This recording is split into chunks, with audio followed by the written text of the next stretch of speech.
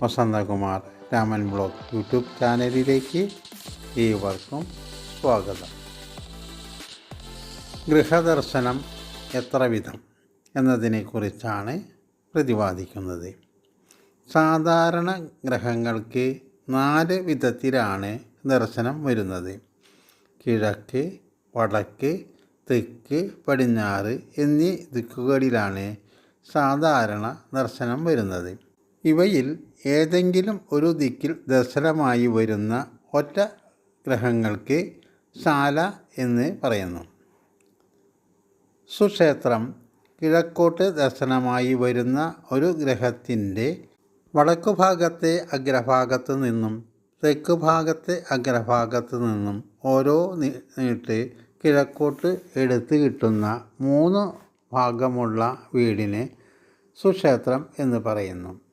ഇത്തരത്തിലുള്ള ഗ്രഹത്തിൽ താമസിച്ചാൽ ഐശ്വര്യവും സമ്പത്തും സമൃദ്ധിയും കൈവരും. ചുള്ളി തെക്കോട്ട് ദർശനമായി വരുന്ന ഒരു ഗ്രഹത്തിൻ്റെ പടിഞ്ഞാറ് ഭാഗത്തെ അഗ്രഭാഗത്തു നിന്നും കിഴക്കു ഭാഗത്തെ അഗ്രഭാഗത്തു നിന്നും ഓരോ നീട്ട് തെക്കോട്ട് എടുത്താൽ കിട്ടുന്ന 3 ഭാഗങ്ങളുള്ള വീടിന് ചുള്ളി എന്ന് പറയുന്നു. ഇത്തരത്തിലുള്ള ഗ്രഹത്തിൽ വസിച്ചാൽ ശത്രുവർധന, ധനനാശം, സന്താനങ്ങൾക്ക് അരിഷ്ടത, പുത്രനാശം എന്നിവ ഉണ്ടാകാൻ ഇടവരും. ധ്വംസം പടിഞ്ഞാറ് ദർശനമായി വരുന്ന ഒരു ഗ്രഹത്തിൻ്റെ വടക്ക് ഭാഗത്തു നിന്നും തെക്ക് ഭാഗത്തു നിന്നും ഓരോ നീട്ടുകൾ പടിഞ്ഞാറോട്ട് എടുത്താൽ കിട്ടുന്ന 3 ഭാഗങ്ങളുള്ള വീടിനെ ധ്വംസം എന്ന് പറയുന്നു. ഇത്തരത്തിലുള്ള ഗ്രഹത്തിൽ വസിച്ചാൽ കാര്യവിഘ്നം, പുത്രനാശം, ശത്രുപീഡ എന്നിവ ഉണ്ടാകും.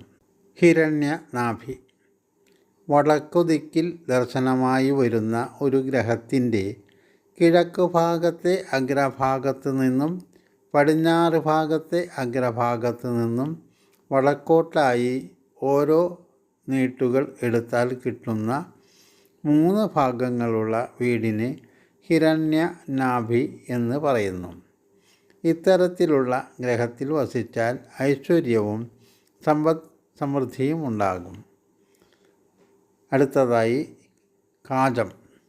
തെക്ക് ദിക്കിലും വടക്കു ദിക്കിലുമായി നിലകൊള്ളുന്ന ഒറ്റ ഗ്രഹത്തെ ഒരു പാതി കൊണ്ട് ബന്ധിപ്പിച്ചാൽ കിട്ടുന്ന ഗ്രഹത്തിന് കാജം എന്ന് പറയുന്നു.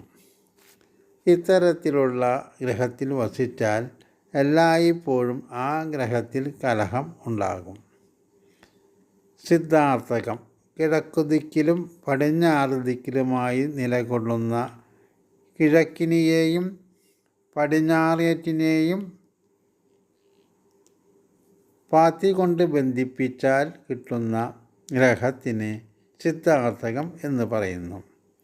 ഇപ്രകാരമുള്ള ഗ്രഹത്തിൽ വസിച്ചാൽ ധനലാഭവും ഐശ്വര്യസമൃദ്ധിയും ഉണ്ടാകും. നിങ്ങളുടെ അഭിപ്രായങ്ങൾ കമൻറ്റ് ബോക്സിൽ രേഖപ്പെടുത്തുക.